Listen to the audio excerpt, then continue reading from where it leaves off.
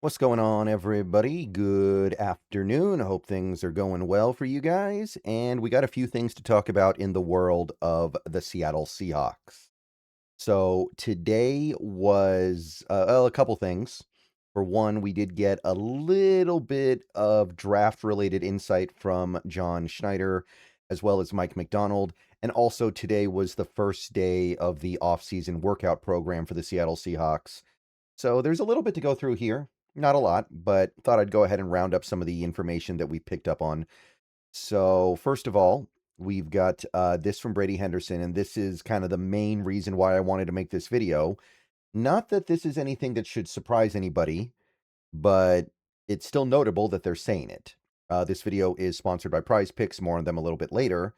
But John Schneider gave a pre-draft press conference earlier today with Mike McDonald.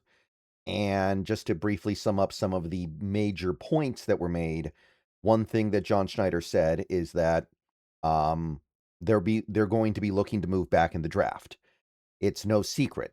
And that's kind of the problem, right? When it's no secret, it means everybody else knows you want to move back. So therefore, you have less leverage when you're trying to negotiate a move back. And this is a problem the Seahawks have had before.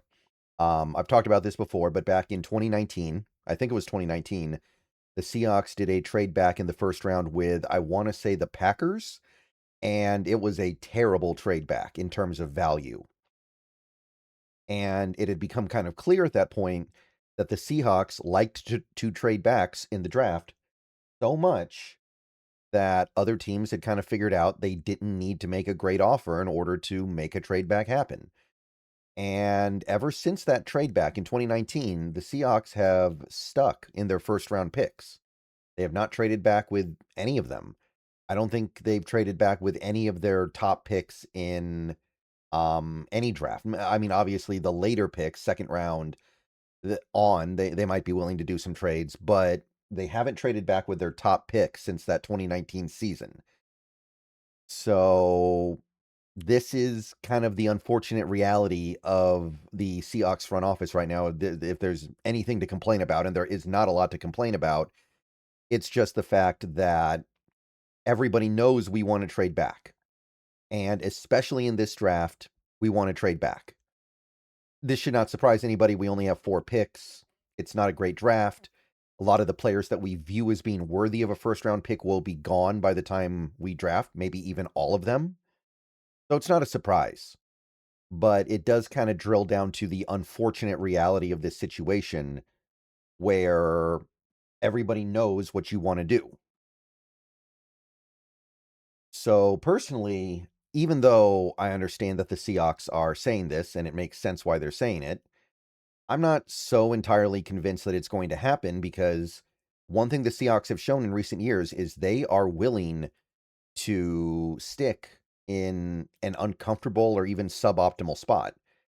And while they may be trying to trade back, one thing that we've learned over the last several years, I think, is that they have grown to just accept taking what is there and moving on. And for the most part, that's worked out great. They've gotten Charles Cross. They've gotten Devin Witherspoon. They've gotten Gray Zabel. I know it's early with Gray Zabel, but so far it seems pretty good. And maybe you probably don't get any of those players if you do move back. So I'm not convinced it happens just because everybody knows we want to do it. Do you like sports? If you do, then the best way to make them even better and more exciting is using Prize Picks, where it always feels good to be right. Prize Picks makes daily fantasy simple.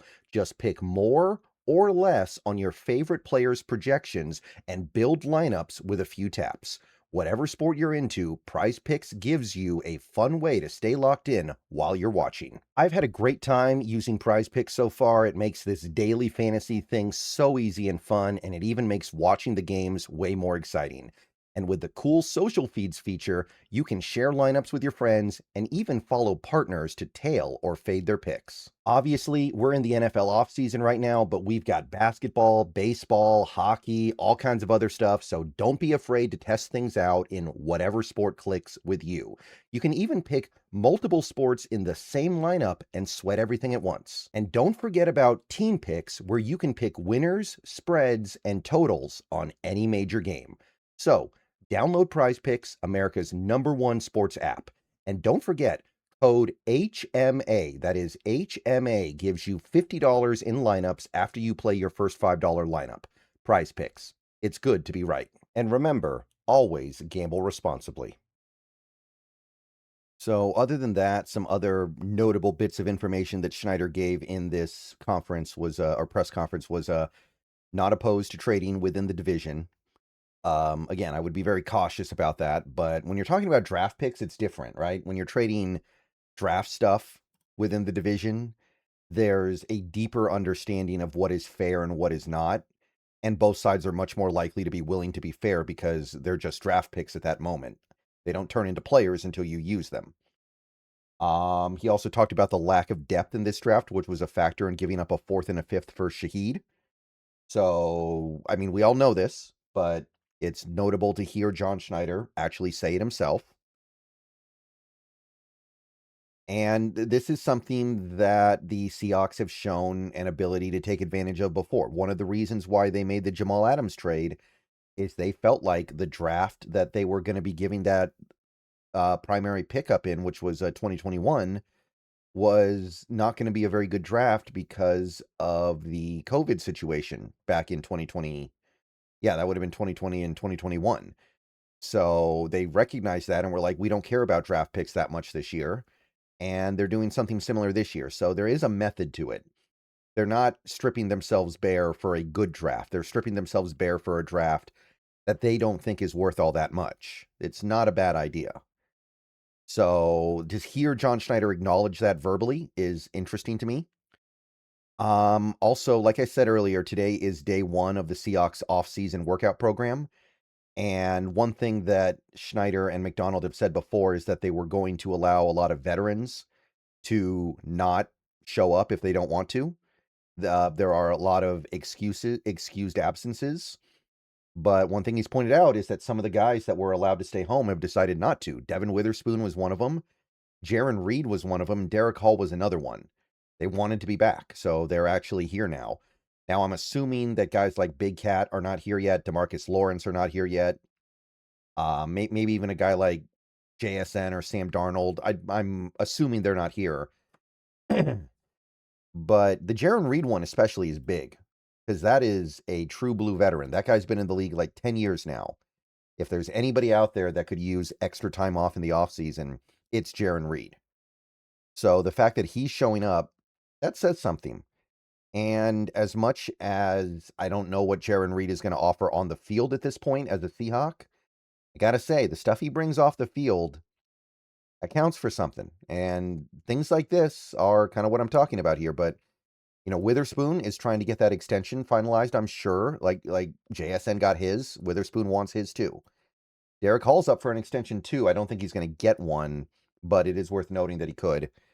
So we do have a couple of guys going the extra mile, trying to earn credibility with this organization. And a final thing real quick here at the tail end, Seahawks officially signed Ty Okada. There wasn't really any drama here because it's just a tender, right? There wasn't really much to say here. Okada was not going to turn it down. He doesn't have the heft in the league to turn down a tender offer and try to get away with it. So it's not a surprise, but Ty Okada is now signed, so he's got the 1-year minimum deal and will be here for 2026, probably on that deal. I don't think we extend him now. Okay, that'll do it for this video. I will see you guys later. Go Hawks. At least one more video coming later today.